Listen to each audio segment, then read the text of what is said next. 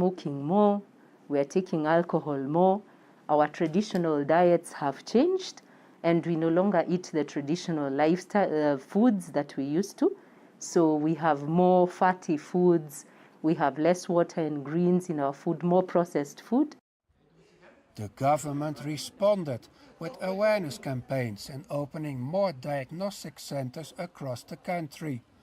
But most Kenyans who live on less than $3 a day cannot afford treatment.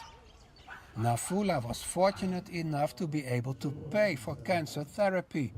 And now having a wig, she's relieved of feeling stigmatized, especially on the streets and often in the Kenyan public transport vehicles called matatus.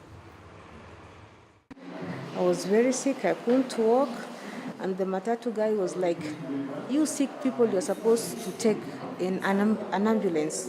You should not enter the matatu because cancer can infect us." I felt so bad. Diana Akech started doing makeovers 5 years ago after a friend developed cancer. The friend lost her hair, but Akech gave her a wig.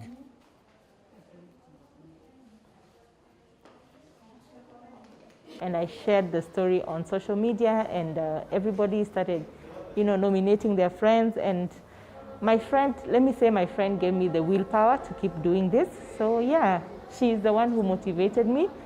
She's in heaven right now, and I'm sure she's very proud of what I'm doing. The wigs cost around $250 each and are paid for by donations from hospitals and companies. For those recovering from cancer, the journey is often long and painful. A wig can ease the pain and serve as a reminder that they are not alone. It's goodbye.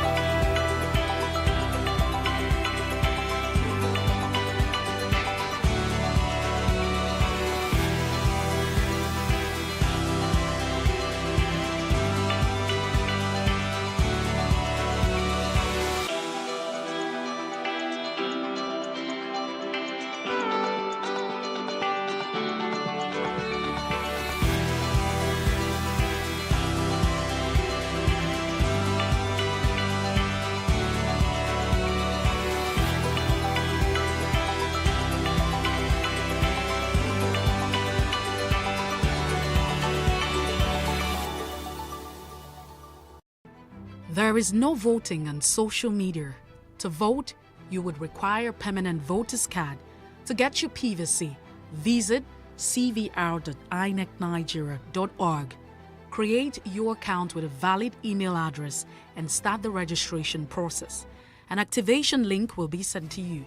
Click on the link and activate your account.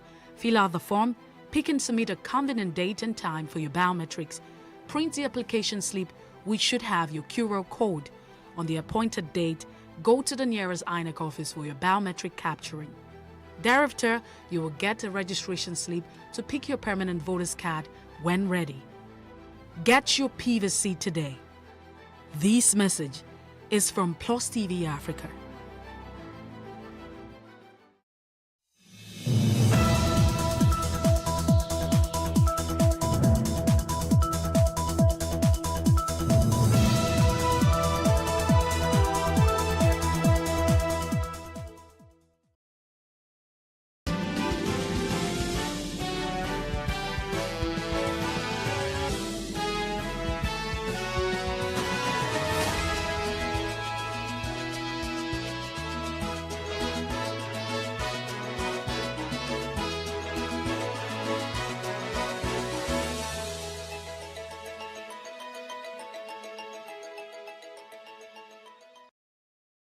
country. The service also said there were plans to use student and labor unions to organize a massive protest like the #EndSARS. It advised citizens to engage government only based on one existing rule. The Divisional Police Headquarters, Umuguma, Owerri, West Local Government Area of Imo State, has been set ablaze by yet unidentified men. Eyewitness said hoodlums also killed 2 police constabularies.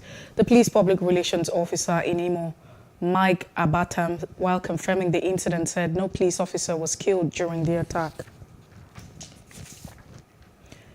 Imo State government has condemned the early morning erasing of the homes of President General of Ohanaeze Ndigbo, Professor George Obiazor, by those it described as political bandits.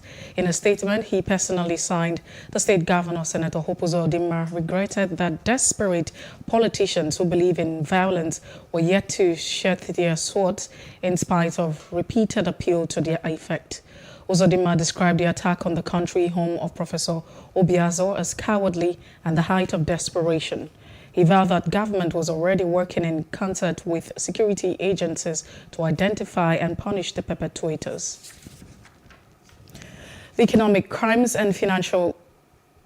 and Financial Crimes Commission, EFCC, said former Governor Willie Obiano of Anambra State was being quizzed over the alleged misappropriation of 42 billion naira belonging to the state. The former governor was being interrogated over alleged misapplication of 5 billion naira Shopee and 35 billion naira security votes withdrawn in cash. The commission had said that the former governor was in its custody undergoing interrogation after its arrest on March the 17th. Former National Chairman of APGA, Senator Victor Omer, on Saturday said former Governor of Anambra State, Chief Willie Obiano, did wonderfully well with Anambra money. Omer said these while speaking on the arrest of Obiano by the EFCC.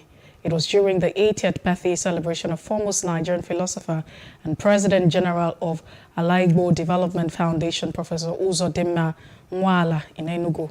Omer expressed confidence that Obiano would defend himself. According to him, the former governor used Anambra money judiciously and committed same to verifiable projects. Attorney General of the Federation and Minister of Justice Abubakar Malami says the federal government will carry out a ruling ordering the repeal of Section 84. It's that no political appointee at any level shall be given a voting delegate or be voted for the convention or congress of any political party for the purpose of nomination of candidates for any elections. Justice Evelyn Ayadike of the Federal High Court in Umuahia, Abia State, had ruled that the section was unconstitutional, invalid, illegal, null and void, and cannot stand. Senior advocate of Nigerian human rights advocate Femi Falana called the court order that Section 84, subsection 12 of the amended Electoral Act be deleted as a great error. The contagious section stipulates that no political appointee at any level should be a voting delegate or be voted for at the convention or congress of any political party for the purpose of nomination of candidates of any election. Justice Evelyn Ayadike in her ruling said that the section ought to be struck down as it cannot stand when it's in violation of clear provision of the Constitution. The said section of the 1999 Constitution already stipulates that people employed in the public service of the federal or state government seeking to contest election should resign at least 30 days to the date of the election. But Falana, in a statement yesterday, said the judgment and the judge fell into a great error. He said the Constitution relied upon by his lordship require persons employed in the public service of either the federal government or state government. A political group under the aegis of Unified Northern Nigerian Youth Forum has called on Governor Consultations and called on Dr. Goldwyn to contest for president in the upcoming 2023 elections.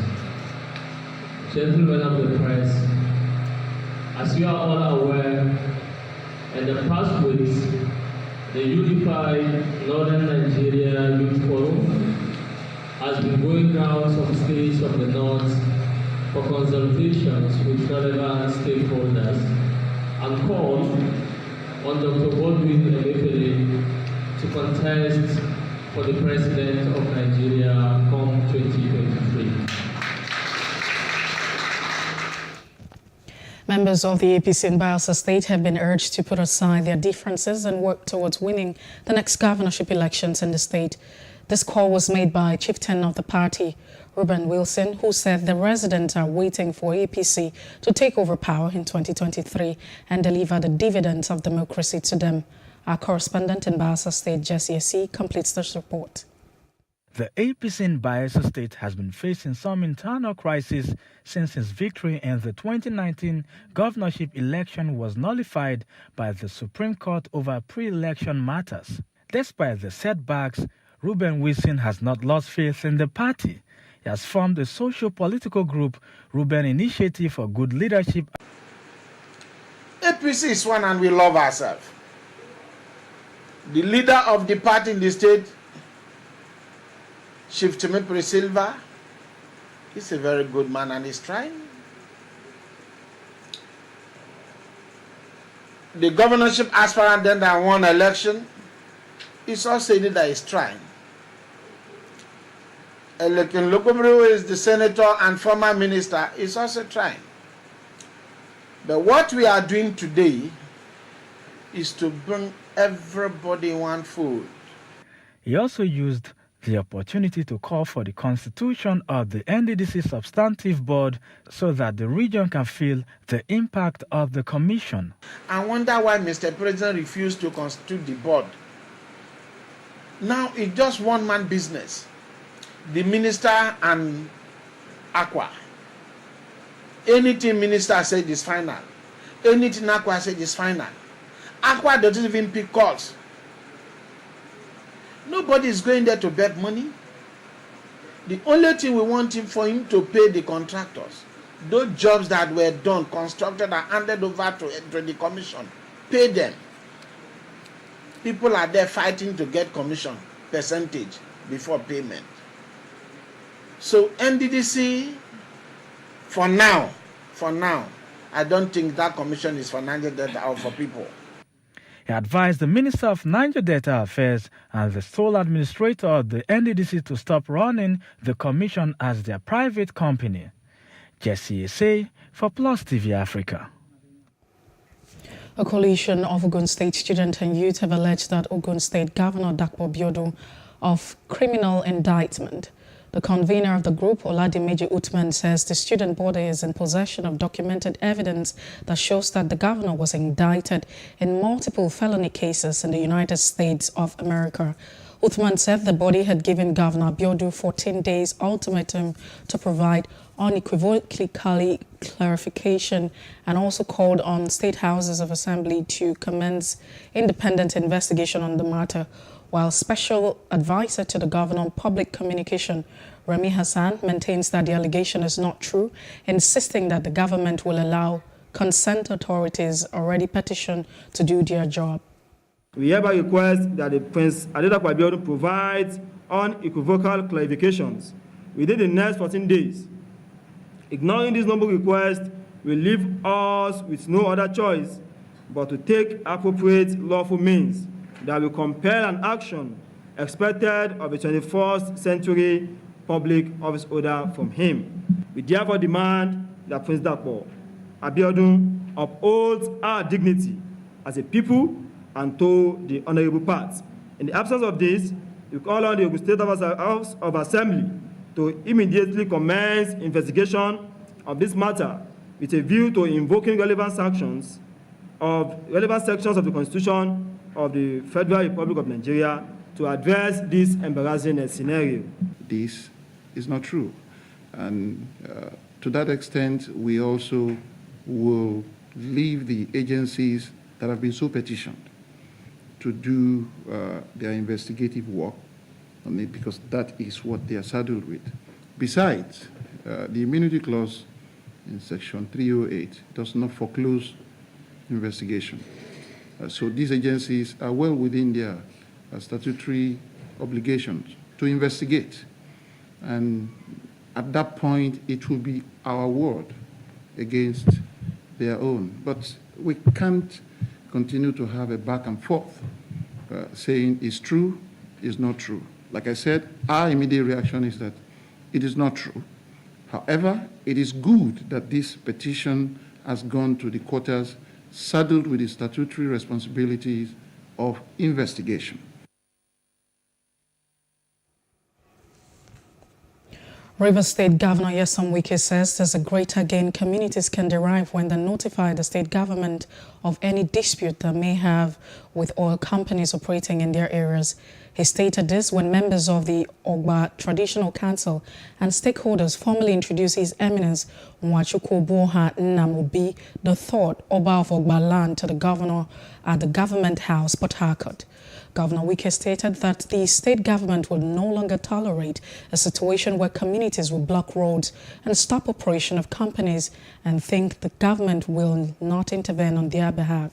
He insisted that communities must at all times first report their grievances to the state government and not resort to taking laws into their own hands. It is not when you go and blow up the pipeline or the gas that you will get what you want to get. There's nothing wrong in you liaising with the government to make sure companies fulfill their promises and whatever it is provided in the memorandum of understanding. No community can do it alone. You need government to give you support. If you recognize the government, the first thing you will do is to let government know these are your grievances against companies operating in your domain. But not just to go and take the action and then say government will come, I will not come. Your business is the interest of your people and make sure that your communities are in peace. We want to thank you for the peace that we enjoy in our area. You will recall that a while ago it was turbulent. It was difficult for anyone to lie down and sleep. But today, peace returned, and the very essence of the place has returned.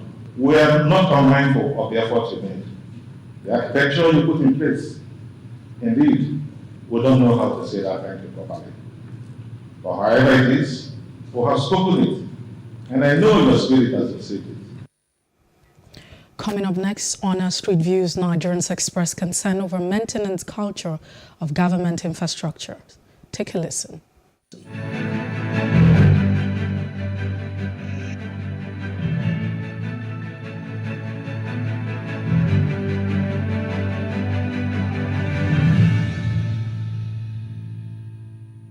Actually, I'm not satisfied with the way we handle government properties and equipments in the country. Take, for instance, if you look at our roads, when the roads are constructed, they are always good. We will celebrate, but in the next 2-3 years, come and look at the road again, everything it will be something else. There will be potholes, there will be this, and there will be all over the road. Even the street lights will no longer, you see the bulbs are not working again.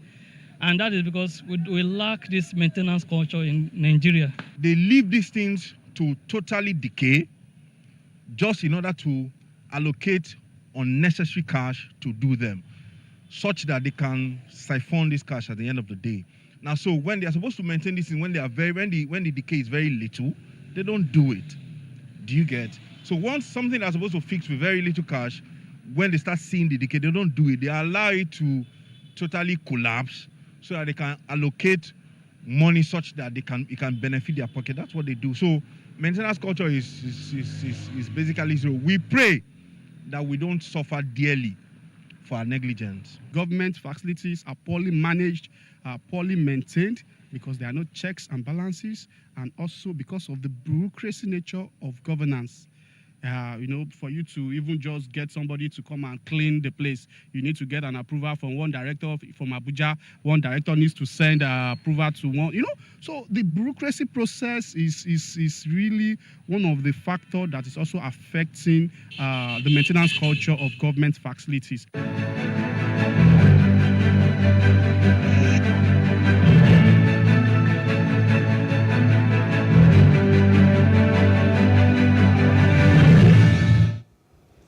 And toward the parts of Africa, at least 7 people were injured in the clashes at the headquarters of former ruling African Party for independence of Guinea and Cape Verde.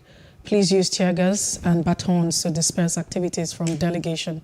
The historic group that led Guinea-Bissau, a former Portuguese colony, to independence in 1974. And outside Africa, the United States will not sanction Russia's participation in nuclear project in Iran on their Iranian counterpart who in Ukraine hit the market next week. The innovations which was invented by the Nasin was successfully bidded for and won by the private sector, which commenced mass production and is ready to push the product into the market. Executive Vice Chairman, Chief Executive of Nasin, Professor Mohammed Faruna, who made the disclosure, said several of the agency's innovations have taken off. He explained that the agency looks out for what the country desperately needs and seeks partnership with the private sector before embarking on projects that are always of international standard. And to some entertainment news, 11 years after the demise of the founder of Fuji genre of music, Sakiru Ayinde Barrister, some of his widows are mulling over remarrying. They unanimously agreed that it was difficult to fill the vacuum that the late Fuji coroner had left. Haji Kehinde Balogun, 50 years old, said that finding a good man after the demise of a late husband was tough. Sharing the same view, Mrs. Oluwa Yemisi Balogun said that if it was God's will for her to remarry, she will, regarded as the pioneer of the Fuji and were genre of music. Ayinde Barrister went to release over 70 studio albums. And to some sport news now, France claimed their first Grand Slam and championship title in the nation since 2010 as they beat England 25-13 on Saturday, March 19. After passing a test of nerves in the contest that largely dominated at the Parc Stade de France.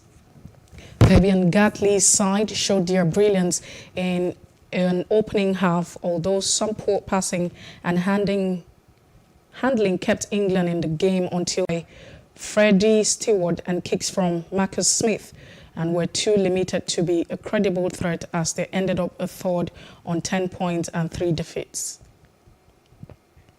And that's the news brief. For more stories, please follow us at PlusTvAfrica on Facebook, Twitter, and Instagram.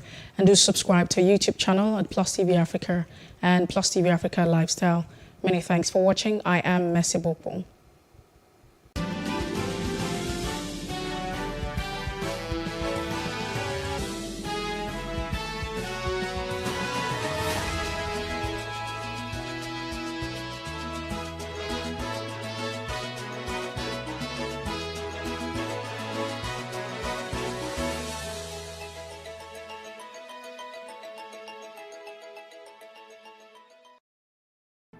There is no voting on social media. To vote, you would require a permanent voter's card. To get your PVC, visit cvr.inecnigeria.org. Create your account with a valid email address and start the registration process. An activation link will be sent to you. Click on the link and activate your account. Fill out the form, pick and submit a convenient date and time for your biometrics. Print the application slip, which should have your QR code. On the appointed date, go to the nearest INEC office for your biometric capturing. Thereafter, you will get a registration slip to pick your permanent voter's card when ready. Get your PVC today. This message is from PlusTvAfrica.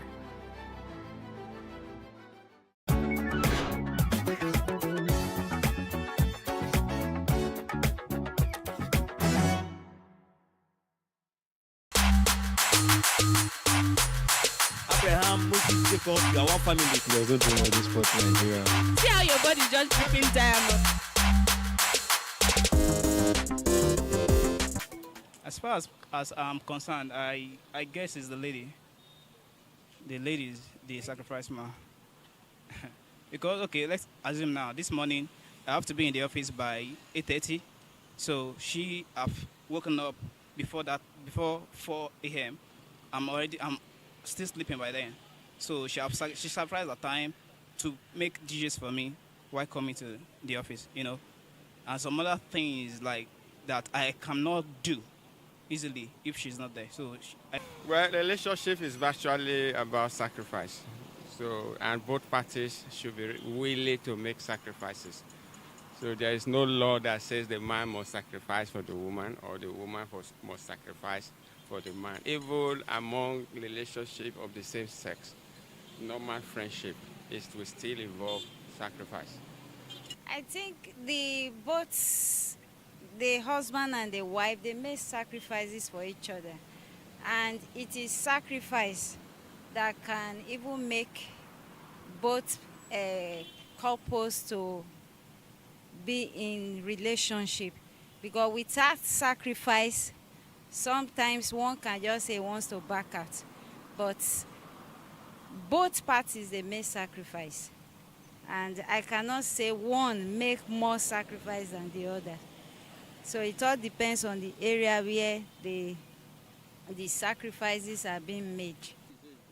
The reason why I conclude my own that is the man is that the man is the one that be the NG body, that is financially, spiritually, and in all aspects of life. He has to provide everything that is necessary to sustain the relationship. It's a woman that make real sacrifice of marriage. She will be praying that God should sustain our husband, our home, and our children. So men will be looking for the money to please the wife and to pay for the school children. But women will be praying that God should give them life. There will be no death.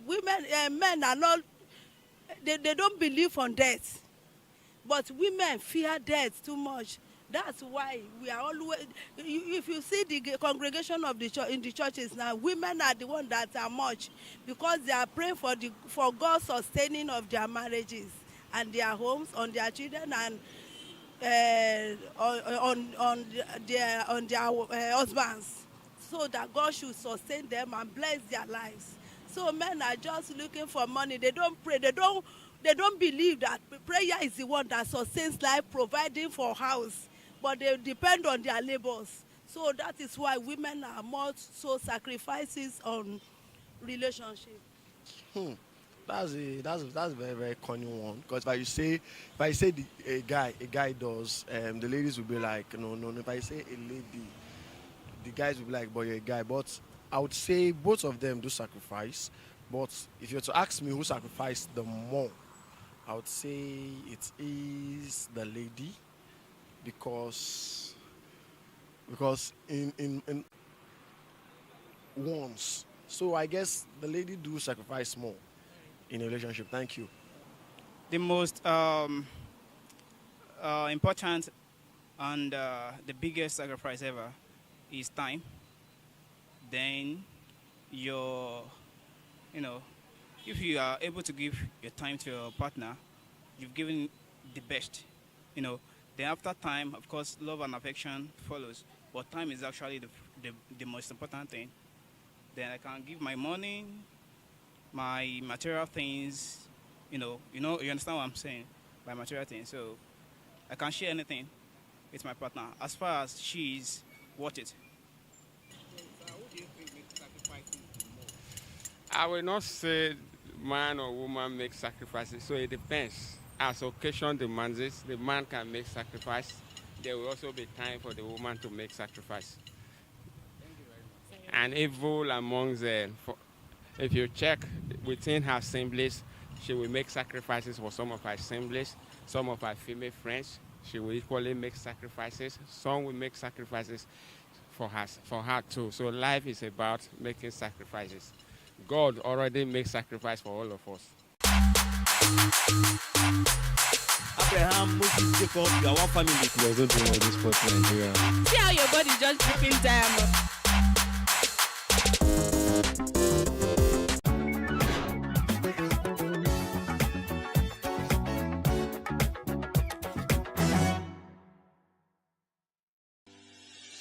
Increase the reach of your events or business services. To advertise on Plus TV Africa, please call 0906 000 5719 or 0909 040 8408, or send an email to marketing@plusttvafrica.com. Plus TV Africa. Big stories live here.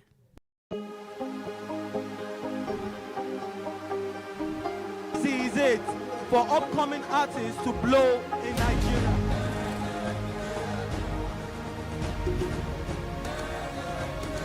Welcome to Plus Trending. I am Buki November, your host, saying thank you for joining us on today's episode. Welcome back. It's tea time on Plus TV Africa. Practice makes perfect. I'm not perfect yet, but I'm a lot better than I used to be. He's a king. He's entitled to marry 100 if he wants to.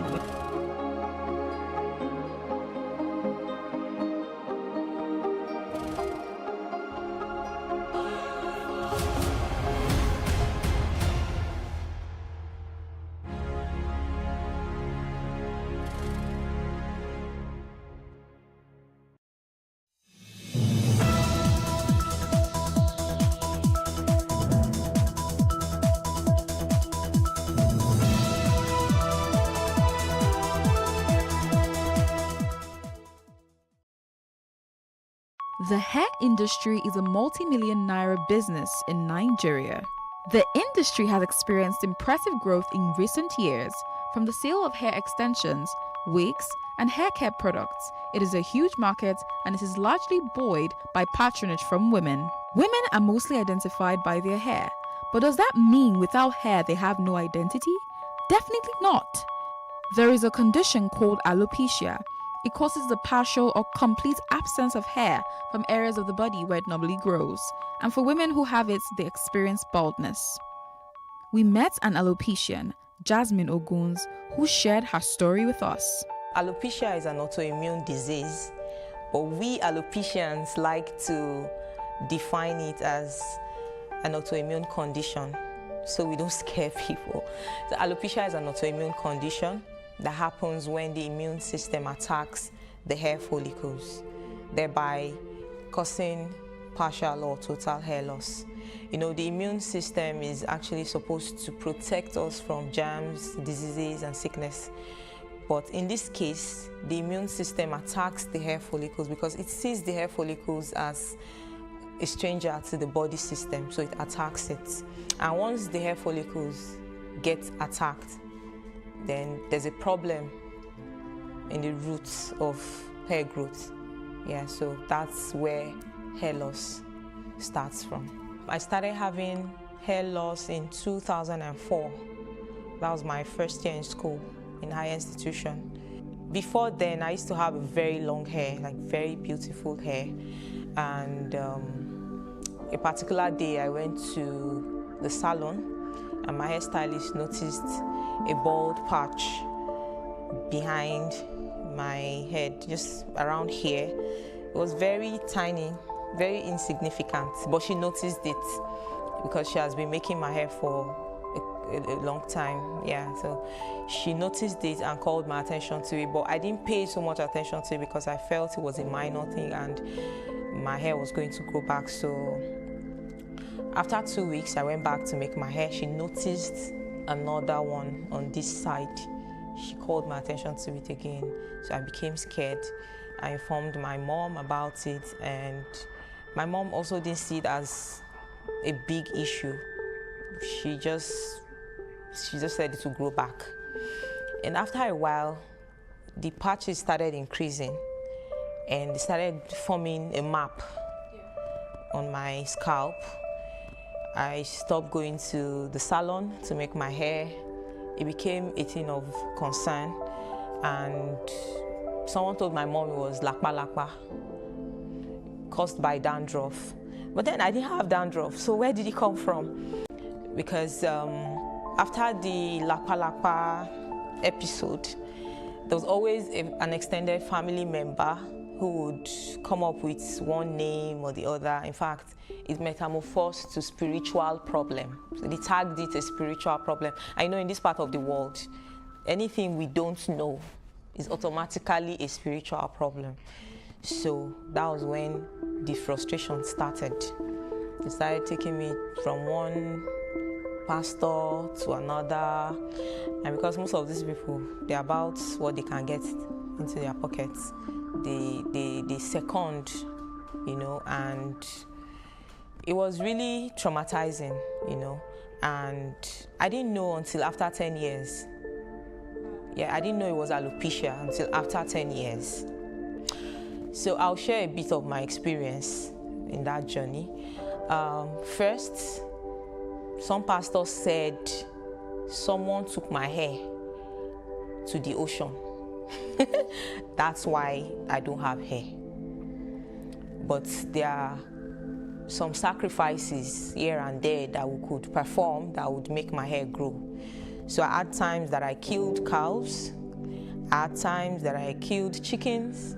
There were times we just give out the cows raw, like the meat, the pieces, you know, raw like that. There were times we cook and feed people with it, just in the quest for my hair to grow back. And there were other ugly experiences I had too, ugly encounters I had of some spiritual men asking to have some form of intimacy with me before my hair could grow. Like, it was really traumatizing. It was annoying. It was frustrating, because at some point I got depressed, and I got to meet with a dermatologist who introduced some hairsprays to me that I used. It didn't work. And the moment I stopped using the spray, my hair fell off. In fact, at this point, I now lost my hair completely because the spray did not work. You understand? So it triggered some other hormones, and then I lost my hair completely. So I became completely bald. You know, initially, it was just in patches. And then after applying those sprays, I lost my hair completely. And I used that spray for a period of 1 year and 6 months. And at that time, a spray cost 15,000 naira. So I must use a can, like I must buy a new can every fortnight. It was a fortnight thing. I was buying a new can every fortnight. And I administered it for 1.5 years. But instead of it to get better, it got worse. And I still did not stop. I wanted a solution. I wanted my hair back. So I approached another dermatologist who placed me on a wrong medication. And because I was so desperate, I didn't even bother to ask, what is this thing you're placing me on? What is this medication for? I didn't know it was using me as a specimen. For every time I got 0.1 mg, I took 5 as a dose. For every time I got 0.5 mg, I took 10 as a dose. So that was an abuse.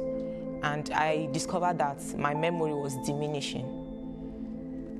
So at that point, I had to stop. But it had already caused some damage, and I became depressed. And I became suicidal as well. So at some point, I became suicidal. I almost died because I made a suicidal attempt. But thank God my mother was at home on that particular day, and she saved me. So it has been from one bad encounter, one bad experience to another until 2015, when I decided I was going to do a personal research to know what exactly my problem was. And that was how I stumbled on the word alopecia on the internet.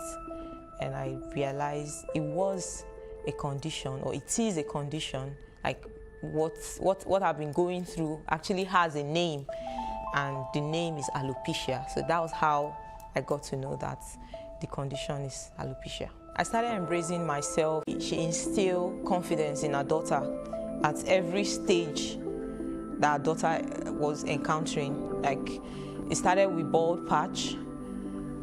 From one bald patch, it increased to patches, and then she lost almost everything, and there were just few strands of hair left. I saw the way she would pack the hair into ponytail, and go everywhere with it, you know. So I admired that.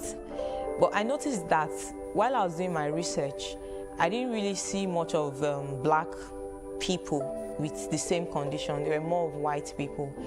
And within me, I resolved that I could be a strength to other people, especially black people who are going through this same experience, who are experiencing the same thing. Because looking back to how my journey started, it wasn't funny.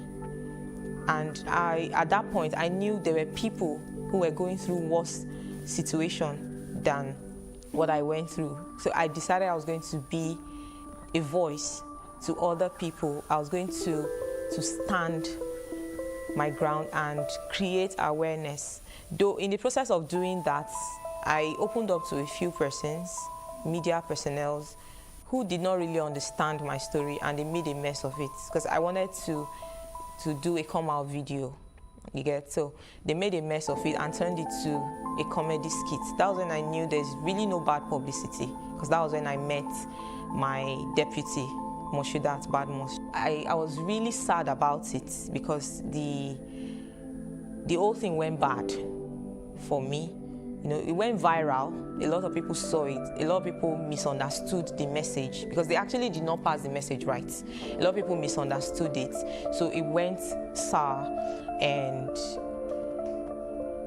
she came online, saw the... I didn't feel that kind of joy in 10 years. I was so excited. I was so happy. I contacted her immediately. We started talking. And before you knew it, I was on my way to, then she was in Ogun State. I was on my way to Ogun State from Kaduna. I took a trip to Ogun State just to meet her because, you know, it was relieving for you to see someone or know that there's someone who can relate, you know, to whatever it is you were going through. Because before then, people around me could not understand. There were times I wanted to talk, I wanted to just, you know, explain how I was feeling, but I didn't have people to talk to, because even when I talk, they don't understand. You understand? It was more like a mental thing for me. But when I met her, it was relieving. I felt so much relief because she could relate. Yeah, she understood where I was coming from. And that was how the foundation journey started. The National Alopecia Areata Foundation states that alopecia affects about 147 million people in the world. And according to Africa Prime News, there are over 100,000 persons living with alopecia in Nigeria. It has not been easy running the Heroic Alopecia Foundation because, okay, one thing is for people to know what their condition is. Another thing is for them to come out, right? So, like I said, when I met Moshudat, that was when the foundation journey started.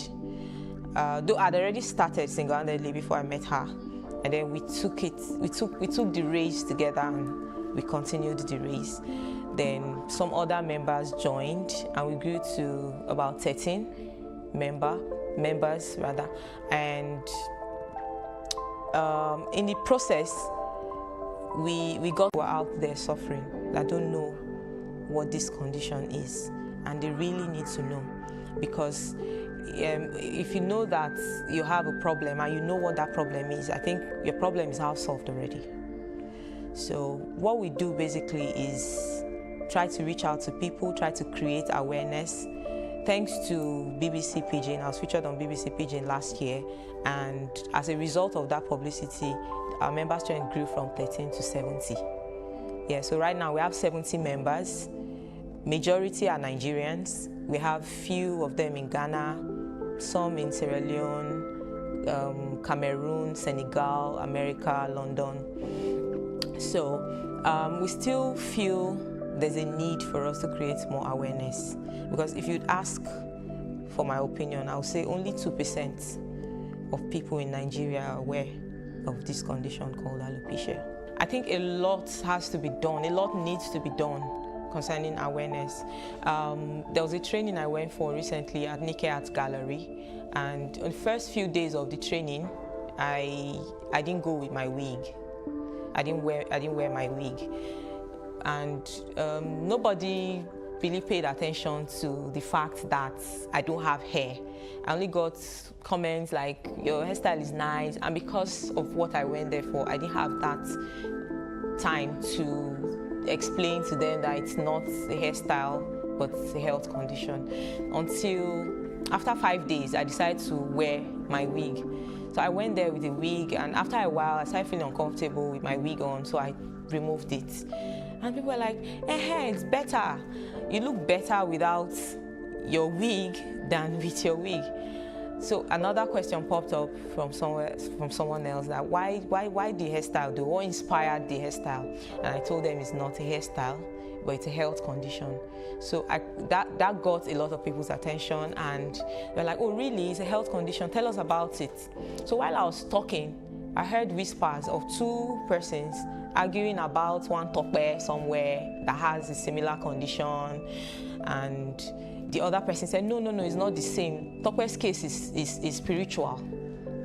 You know, they were arguing in their dialect, in Kaba actually. So I heard and I paused and asked, why did you say Tope's condition is spiritual? He said, because hers is not completely off like mine. She has patches and all. I said, yes, the patch is a form of alopecia actually. Like, there are different types of alopecia. Hers is alopecia areata. That's the medical term for her condition. And they're like, oh really? I said, yes. So I went as far as explaining to them that there's also a condition called alopecia totalis, where it's just limited to the head alone. You know, the hair loss is limited to the head alone.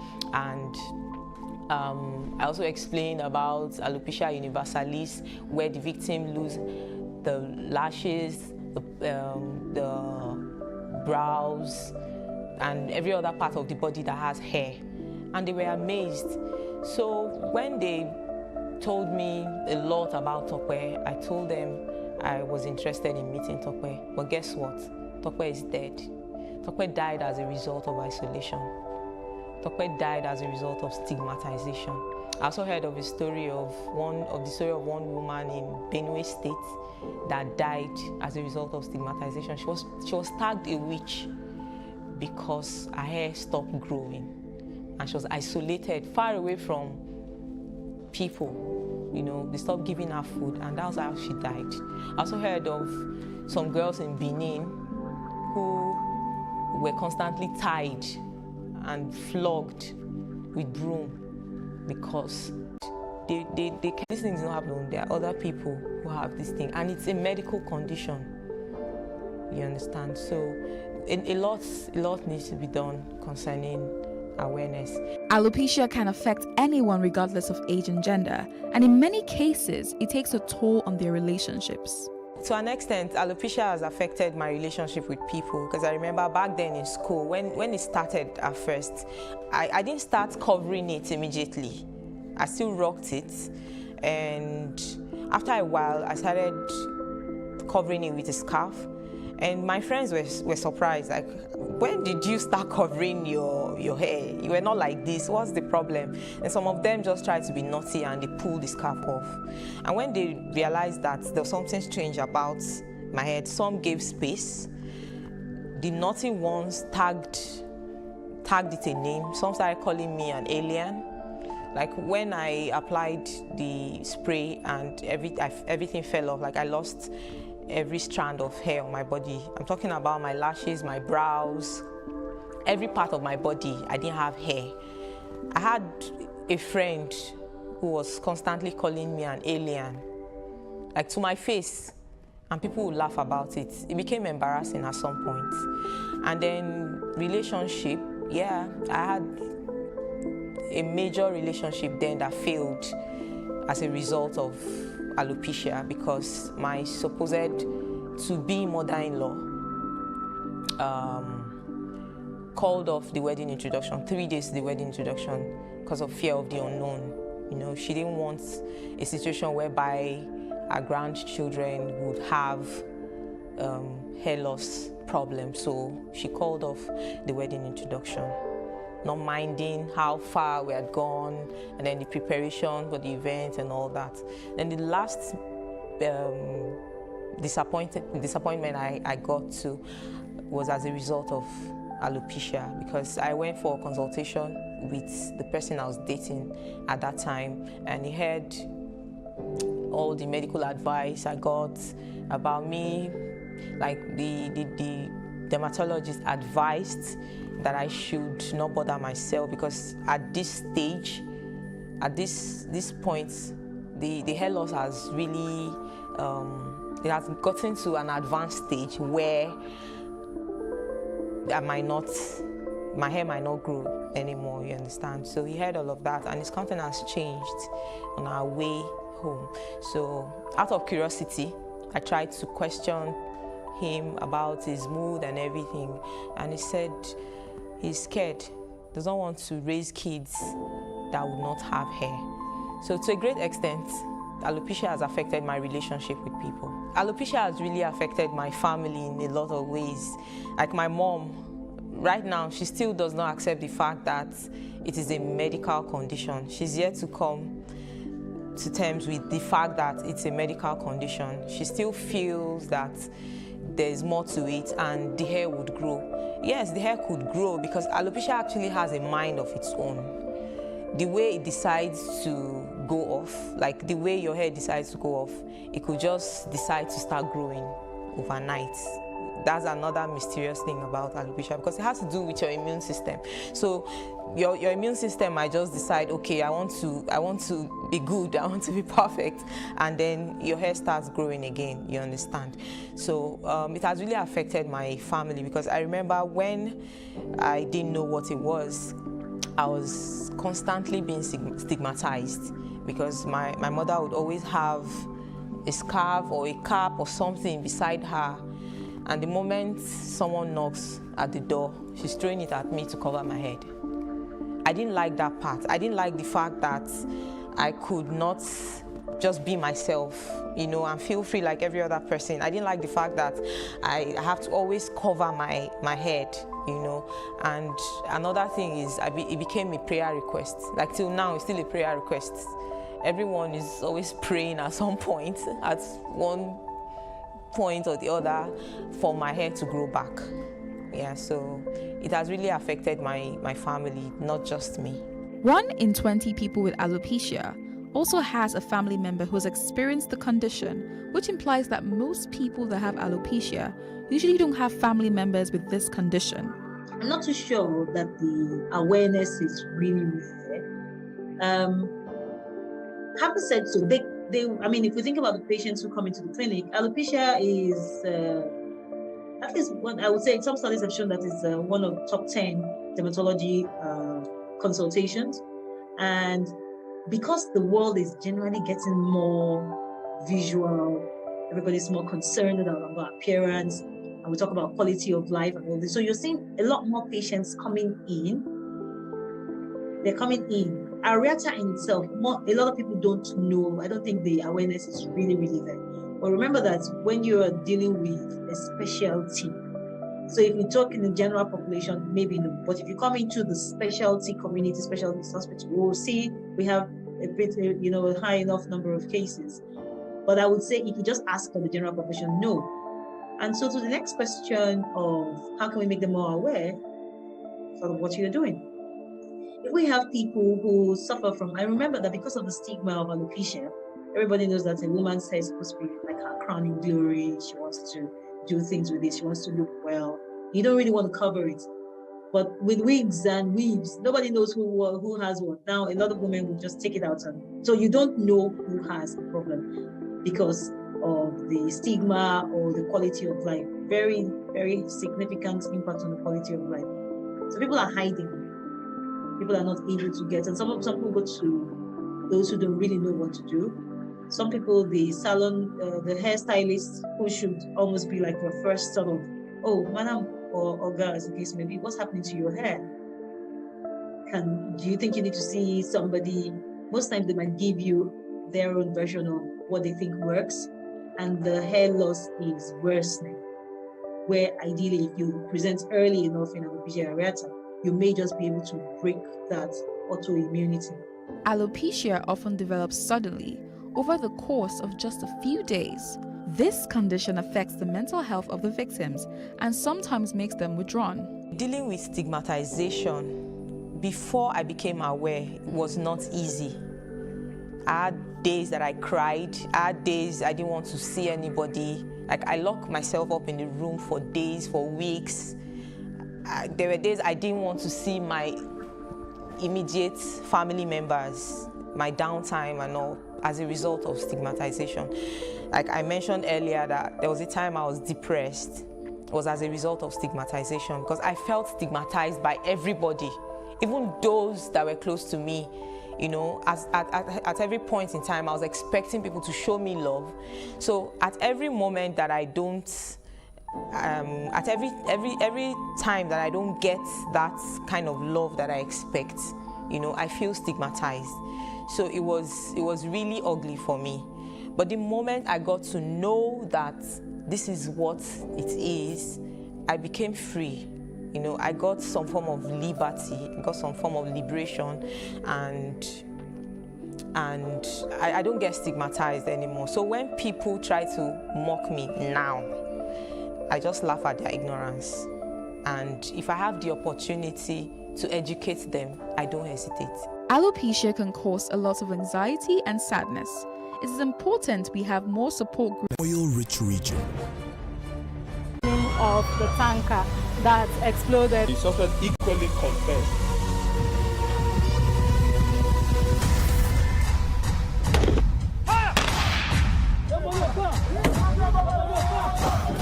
A 500 naira they collect them. If you no talk, then go beat you. Now 2,500 they pay.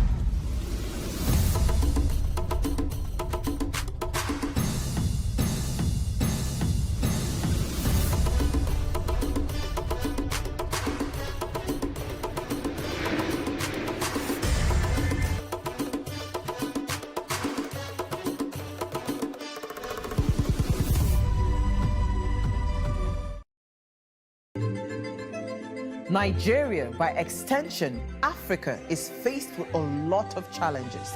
The growing youth population with little engagement, that is a ticking time bomb. We are a blessed people with diverse culture and highly cerebral minds who have a lot to say. And yes, we are talking. It is important we drive the right conversation that informs, inspires, influences thoughts and action.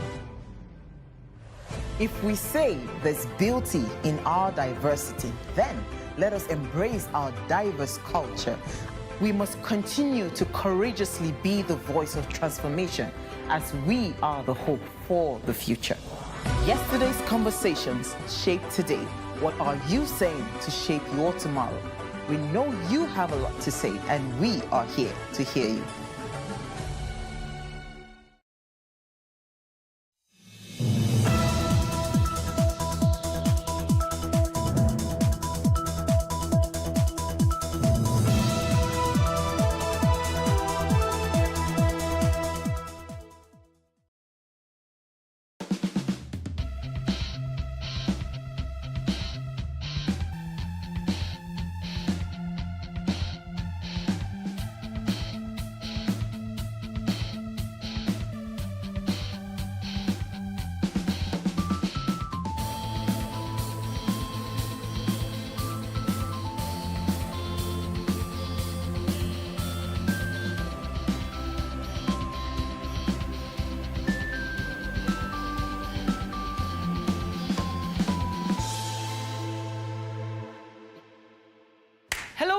This is the TW Conversations Lounge, and today we're talking about women, work, and wealth. What do these women think about all these issues, and how do they tie in? But in the house today, I have most of my panelists are here, but I also have a guest with me, and that guest is here because she wrote a book that kind of captures the essence of what we're talking about today, a little bit of it. Women working to be wealthy and balancing family at the same time. Ladies, welcome to The lounge. The lounge. Right, we'll be right back with our conversations if you don't go away. Women work wealth. When people hear work, they think wealth, making money. Is wealth really making money? Is that a good place to start, really? Wealth for me is cash. What's wealth for you? A bit of cash and a bit of other things that come with it. Really? As a mother, when you see your child successful or when you see your child has some manners, that's wealth for me. I want my child to go out and everyone's like, wow, well trained. For a fresh starter, that's something. You only have two. Two under two. You know? For me, it's a bit different. I think that the older you get, you realize that there's such a lot to life. And so for me, wealth is being able to say that I've used all the talents that I have, made money with some of them, given back to society with some of them, and then clearly my children are a source of my wealth because in them I see the work that I've done to produce a new generation. But I have to say that increasingly now, my wealth is about myself, fulfilling my potential. Is it about age? What do you think? Although you're not quite there yet, before I ask, before we come see. For me, I think everybody defines wealth differently. I see wealth as you see wealth. Cash, property, you know, things that I've accomplished, my dreams, you know, what I have done with it, and if I'm able to, you know, do the things I want to do, can I afford to live the kind of life I want to live? So, what kind of life do you want to live? Helipad? Luxurious life. Travel when I want, you know, do the things I want. I'm not really a fashion person, so it's not like a closet full of clothes kind of thing. No. With this hot red, this no. I like experiences, you know, and sometimes I like to be able to know that I want that car, I can afford that car, but I'm not buying that car. So that gives me pleasure that I can afford it, but I don't have to spend it. Wow. Yes. For me, wealth for me actually is balance. Because in the end, it's the balance that makes each of us happy, that makes us wealthy. I will speak like an accountant. Why your children are wealth?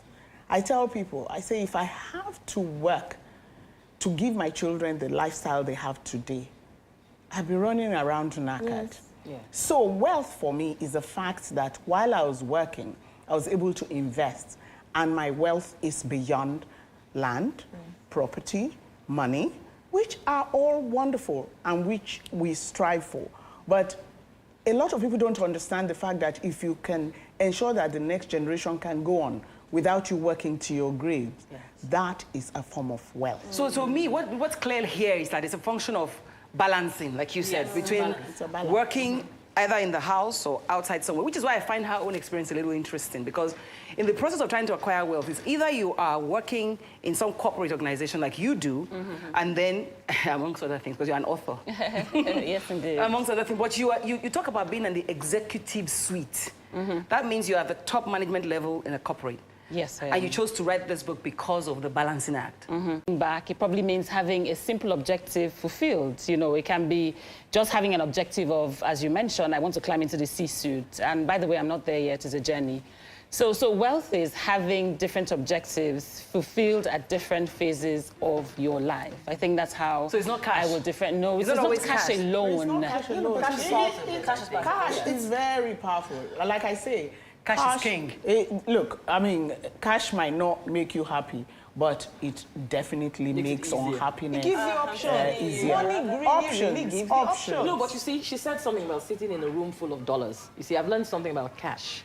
While she's sitting in that room full of dollars, it has no value. Yes. She needs to, it's what she exchanges it for that gives it value. So the question I raise here, though, is a function of when women are, whatever wealth is, right, a woman should be able to aspire to be wealthy, whatever she defines wealth to be. Yes. Now, the question is, most times women are torn between family and work. Is that true or false? That's true. But you see, again, that word balance comes into play. But I think that sometimes we forget that whilst we are trying to achieve our life's potential, we're making money. So the fact that you're doing something, you can be doing it and you're making money, but that's not the reason why you're doing it. And you know, that's the best way to work. You're doing something you enjoy, and you're making money from it. Can a woman be wealthy if she's focused on her family and not on Can she be cash wealthy? Can she move on in the corporate sector? Yes. Can she, you know, you did it, right? I say yes. Well, I was You're wealthy, in right? practice. I am indeed. And that's the point I want to make about women. It looks as if we're shy or we believe we cannot come out there and say we want to be wealthy. And for a long time, I think that's what held women back. They felt that it was a shameful thing, or they felt that it was a thing a woman should not be aspiring to. It's okay for the men to aspire to it. So yes, I have always aspired to being wealthy, basically because I honestly abhor reliance on someone else apart from God. But again, it takes us back to the definition of wealth. From this perspective, wealth is about having the tools or the money to do what it is you want to do, to become financially independent. So Financial independence. It's very important. I think it's important. I think that owning property is important. I think that having money to do things is important because you can have property but no cash. Yes. Okay, the question is, how easy is it for a woman to acquire all of those things? Nkiru has called her book The Pressure Cooker, which means that trying to do that thing is like... It's a pressure pot. Yes. It's definitely a pressure pot. I mean, you're in your 40s, you know, so maybe you're still young. That's a nice perspective. But I mean, the challenge... I mean, I read that book, and she said something like, you know, a friend described me as ambitious, and I was like, goodness, me ambitious? Because you're vicious about wanting to get to the top. Yes. And I think that when she described me as ambitious, I was really startled. I thought, what? Ambitious? But that's a bad word. That's the point I was making. Yes. So I think the first realization I had to come to is having an ambition is not bad. It's not at all. It is what you do to realize the ambition. Perhaps, you know, that is bad. But did I want to be in the UN? Bad. Yes. Did I want to be a Madeleine Albright? Yes. so I think is, what's the price I'm willing to pay to get there? What are you willing to do? What am I willing to sacrifice as well? Some women, to be honest, will sacrifice their family and their time to move. So we shouldn't judge them. Don't judge them because you have no idea of what their lives are. Yes, what their lives are and what is inner fulfillment for them. You have no understanding of what their personal, innate ambitions are. What is that check mark? What is that big check mark, for them? So I think that there's nothing wrong with being ambitious. It's just how do you go about it? What do you do? I actually think, and I will encourage, if I had little girls, I was talking to Mrs. Idibe about having little girls. If I had little girls, there's so many things. Yes. Maybe it's now for the better, because if I did, that girl would be in trouble. Why? I'm going to open her brain and put many things inside. Many things. She does not necessarily... She does not necessarily accept you know what? I mean, she's going to... Okay, I must take a break. I used to look at her like in a meeting and entrepreneurs that have the same challenges.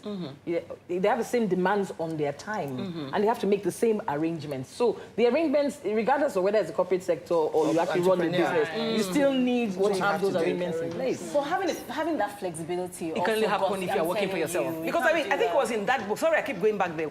I was surprised to find out that... Please go back there, thank you. No, but I was surprised to find there was a finding that showed that the highest number of entrepreneurs, female entrepreneurs, are in Africa. Nigeria, actually. Nigeria in particular, the highest number of female entrepreneurs. That shows that the corporate sector is not friendly. Look at her, she left. I mean, Baby came on set today. Oh my...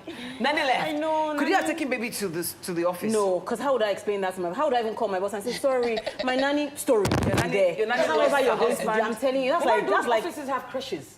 Not everyone. I noticed that a lot of Okay. international organizations are more friendly towards, but smaller companies, which is the bulk, they don't really understand these things. Calling your boss and telling is like excuse, demand. It's going to affect your next appraisal. Okay, for me, you raised, the corporate sector. I was listening to Nkiru, and I was thinking, oh, you're lucky. You are in the same town as your mother and your mother-in-law. I raised my first, in the first 8 years. I was working in England. I was working with KPMG. I traveled a lot. I was in practice. So what happened to Baby? Baby was crying every morning at his stage because he didn't want his after-school arrangement.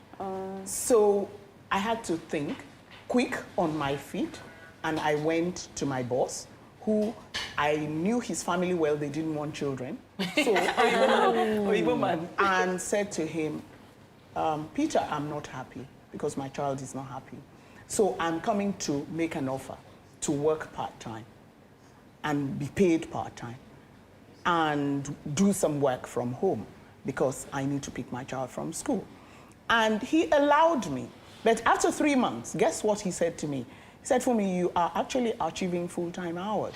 You pay your full-time because I was working at home. I was happier. He actually was good. He sent an apple. Does anybody remember the day of the computer called the apple? He sent an apple to the house. And once I settled baby in front of TV, I could work. So isn't that what we should be pushing for these days for working? It's a choice, because when I was working as well, I was in corporate finance, and so it was about analysis. I could take work home. So what I used to close at 5, and then go home. When my children were in bed, 8 o'clock, I go back to work at home till 2 a.m. if I needed to. So that sort of flexibility. Do you have a case where younger women are abusing those kind of privileges, and so people are not willing to give that kind of... So I'll say yes first, I mean, before I go further to explain. And my point is, and I heard Anne when she was saying, the boss was saying, no, come back. I think that we also need to organize ourselves. I believe she was lucky to have a boss who understood. Look, the reality is, sometimes you're not working in a multinational. Exactly. This man is running his business, life is fast-paced, he needs you to get the job done. So it's how do you coordinate yourself? I find that the young girls tell too many stories. And to be honest, I respect your stories, but sometimes the stories I love. And have a feeling of entitlement. Correct. I need to be away, my child has vaccination, I have this, only you. The man has a business to run. Okay, your dad warned you at one point. My father warned me. He said, because my father did a 9-to-5 job, he always said to me, he'll call me from Port Harcourt. My parents live in Port Harcourt, by the way. He'll say, how are you vaccinating your son? I'll be like, well, he says, don't tell them you're going on vaccination. Just say, may I please have 1 hour away? And it works. Details of your... It works a miracle. But I had a boss that was nocturnal. I felt like if it was bright outside, why are you going home? So we're supposed to get off work at 5. No, it's true. We're supposed to get off work at 5. And with all respect, I felt like he would kind of late. He wasn't a morning person. So he would kind of like stall and do stuff. Then when it's like 3, I'm like, that email. So 5 o'clock is not going to happen. I used to get home at 9 o'clock. And I'm asking myself, so when I get married and have children, where am I going to even start from? So did you quit the job? Yes, I did. It was easy for me to think about. So it goes back to the former story of choices. Yes, it's about... Because how realistic would it have been for me? I worked in DTR in the UK. And we do 9-hour weeks. 9-day weeks. Yes. So you have one day where you work at home. They still do now. Some do 8 now. Okay. This is Nigeria. But we should try. I want to make sacrifices. Yeah, a woman wants to have a career. You want to have a career. You want to take care of your home. There are sacrifices to be made. That's one of the reasons why I said, I started my business. You have to, and there's nothing wrong in you saying, like when I started my business, I realized that I'm trying to help women make this kind of choices. They want to have a career and they also want to take care of their home. So I can't even focus on my career and leave the home and start running after another person. So I knew at a point in time there was so much I could do about my business. I was running my business from home. My kids were young and I had to be there. So I had to make some sacrifices. There were events I wouldn't attend. There were things I couldn't do. But by the time my first was 10, I already started bringing them up in a way that you have to be independent. I knew that I had a plan. By the time you get to this age, there's no mommy, it's just bye. So I knew that had to happen. So we have to learn to sacrifice and you have to give yourself permission for different things. I'm not going to do this at this point. I'm not going to feel guilty if I have a domestic. I'm not going to feel guilty if my mother-in-law is the one taking care of this. Don't feel guilty. The men don't feel guilty. They've left you with the children. They are flying all over the world. Well, to be honest, there's a lot of pressure maybe on young mothers. I mean, she's young. You put the pressure on yourself. Because you know how people give birth already. Their tummies are flat, everything's okay. You see them at parties, you see them at events, and you're wondering, where did you keep your child? Like, oh, that's sorted, everything is their work, everything. That you're looking at is just what you see. Yes. They actually are that boiling pot. Yes. It's just a facade. Okay, ladies, which brings us to the point that we need to begin to at least converse with each other a little bit more and tell the truth. Maybe write books, like you guys, the ones that have chosen to write books have, because you said you didn't have a book, so you put your stuff in the book so that people can learn. But the bottom line is what, ladies? What is the bottom line? I think it's to know that you're not like everybody else and to find what Whether works you're male for you. or you. Because you're female. And the kind of job you do, you have to take that into consideration. You are you, and what will work for you is what will work for you. Yes. Don't compare yourself to other women and how they're managing, because you may not have a mother-in-law or a mother who can stay with you. Yes. So in which means you need to get a good nanny. If you don't have a good nanny, you have to find something. Yes. Or not have babies. A nursery. Go, Or not have yes, I really support her. I think that something has to give. And Anne made a point of you see them at parties. Look, I cut off parties. I had to. I became antisocial because I felt I'd been out everybody has it together. Just these few weeks. What am I looking for in anybody's party? I wasn't buying ashwebi. I just managed myself and managed my husband and my house. So some things will have to give. And what are you willing to let go of to be able to rise up? So let's just say, what should we be willing to let go of? Individually, you have to make that decision yourself and what you want to achieve at this phase and this time in your life. Like she said, seasons. What do I want to achieve now? What needs to go? If you are out every day, traveling all over the place, you need to cut off the ashwebi and the parties and stay home when you don't have office time. Kiss your kids, know their teachers, listen to them. Sometimes it's just the hugging. These kids don't have fathers. Well, that's the topic for okay. But the cultural leaning is that exactly. the responsibility of the especially when they're young. Especially when they're young. And sorry, so I have this. I'm a different perspective. I think that there's. I work really quickly. So I can meet my targets in 3 days instead of 5. I don't really need 5 days. So you can't argue with me at my appraisal because this is all done. It's all done. You look like I couldn't argue with you at your appraisal. No, we call her the thug in the house. I mean, she looked the part. She's looking very girly today. But sincerely, we must go. I mean, our half hour is done. But the truth is, the message I get from listening to all of you ladies is that we make choices, and we make those choices. We have consequences.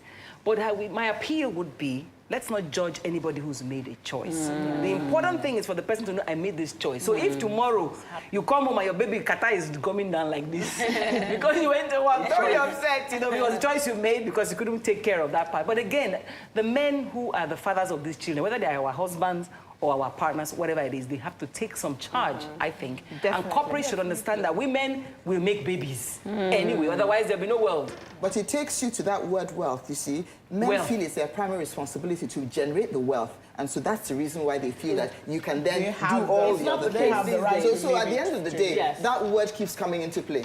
So who should be generating the wealth, men or women? Who should be generating the wealth? And my husband says something. He says, I don't ever feel that this period that you're not particularly working corporate, that you're not bringing value. You're equally bringing, because I couldn't be here at home taking care of these kids. I couldn't do so many things that I would have. So does he pay you? That's a nice husband. Yeah, he actually said that. I'm grateful to have that. I mean, and then he tries to, times that he can, I mean, sometimes you do night duty and I'm like, thank you, Jesus, I get 4 hours of sleep. So yes, I'm grateful. And I think that fathers these days are trying to evolve, because I hear other young parents say, my husband says, I want to be there for my children. I want to be this sort of father. I feel like I hear that a lot of, but in retrospect, I think women like you who are homemakers should get a salary. I have a friend.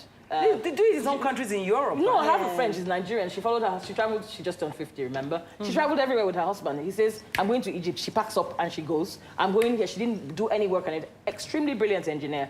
He used to give her a salary. No, it's necessary. I think it's fair. A lot of women get salary without calling it that. Exactly. And maybe don't call it it's not how it has to be instead. It's not housekeeping. I know. Our personal money. Yes, our personal money. I moved away to Houston with my husband, and then that's one thing I was like, I cannot not work. I can't imagine not having money at the end. I want to see that alert and know that there's structure in my life. I can't go and buy with and I'll be calling you every time. Do you understand? It's like, okay, if that's what's this. At the end of the month, just pay me this one so that we will know that, and he used to. It was something that was obviously difficult, but I still feel like I wasn't doing. But okay, the underlying factor, because she's brought us back to the wealth, and I'd like us to end up at that point. Is wealth anathema to women? Should it be? It isn't to me, but it isn't to me. And I think that money is great. It gives you a choice. But I also think it's not the most important thing to me, because there's so many other things that I do. I can write. All those things give me joy. But when they make money, it makes me even happier. So money? Money for me, it removes the anxiety. For me, money? You're an accountant. I shouldn't be asking you. Money gives you the freedom to do some good works that men would not necessarily. Sweetheart, money? Having some money can allow me to do this. For no pay.